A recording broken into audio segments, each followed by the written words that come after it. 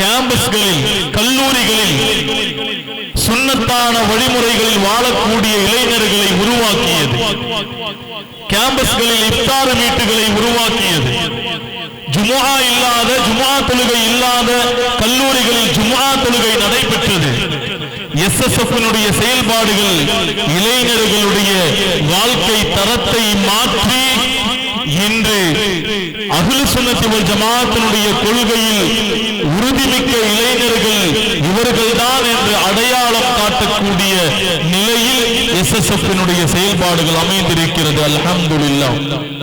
எனவே அருமையான சகோதரர்களே, நாம் ஒரு எஸ்எஸ்எஃப்னுடைய செயல் வீரனாக இருந்து நாம் மரணித்தோம் என்று சொன்னால் நம்மை அடக்கம் செய்யக்கூடிய கபர் நிச்சயமாக ஒரு சாதாரணமான கல்லறையோ மண்ணறையோ அல்ல. கண்மணி நாயகம் ஸல்லல்லாஹு அலைஹி வஸல்லம் அவர்களுடைய பரக்கத்தை பெற்ற ஷஃபாஅத்தை பெற்ற துஆவை பெற்ற சுவன பூஞ்சோலையாக இருக்கும் என்பதில் சந்தேகமே இல்லை. உறுதியோடு நாம்